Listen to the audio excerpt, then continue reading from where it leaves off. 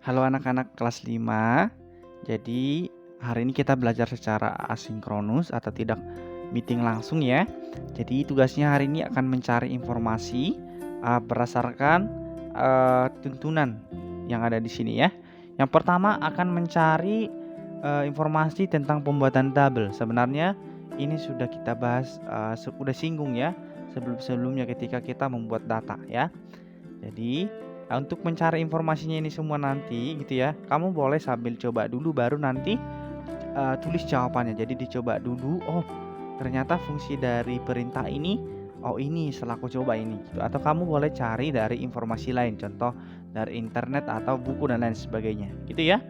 Jadi itu pertanyaan pertama ya, ada border, ada wrap text, ada merge sama align text.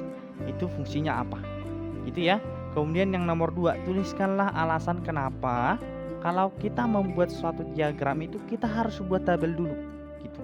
Ya, kenapa ya kalau misalkan kita mau buat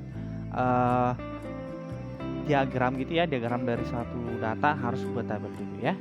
Nah, coba Pak Jawa buatkan di dalam spreadsheet Pak Jawa ini, handphone Pak Jawa buat jadi ini ya, posisi landscape ya.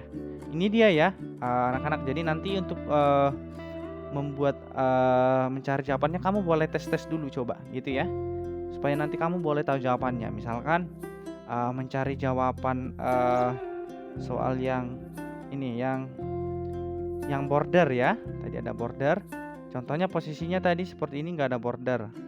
Coba ini ya, coba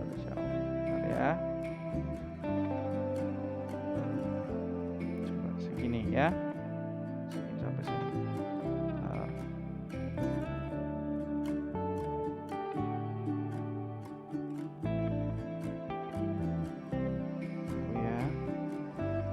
Misalkan seperti ini, kita klik border ini ya, border ya, ini border ini kita klik misalkan kosong ya, ini atau kita buat ini.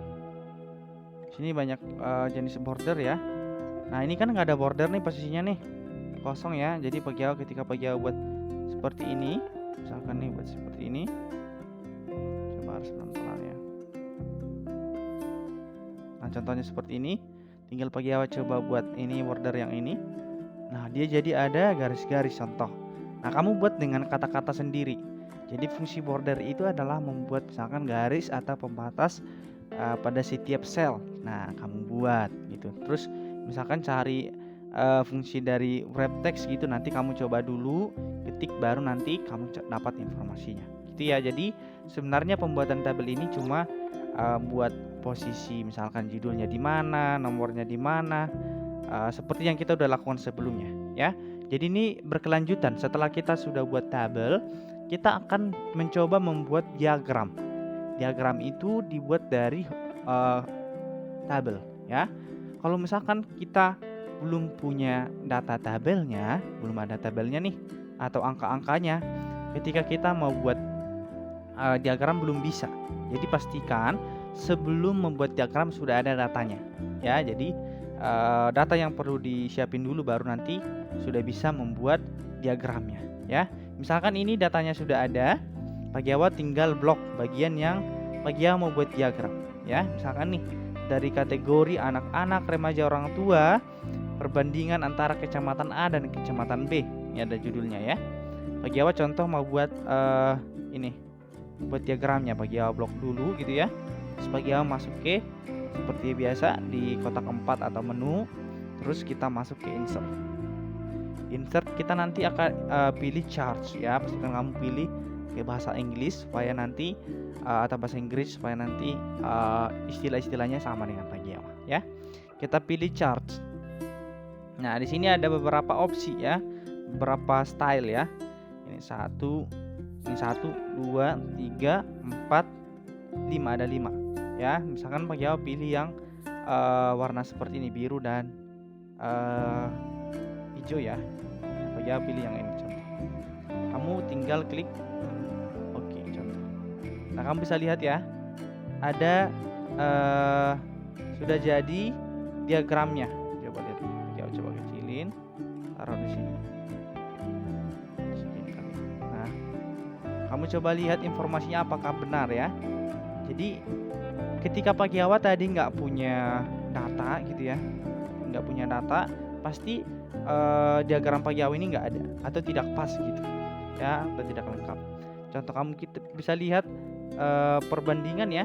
Yang pertama tadi kecamatan ya, tadi ini data perbandingan jumlah orang yang terpapar COVID-19 di kecamatan A dan kecamatan B.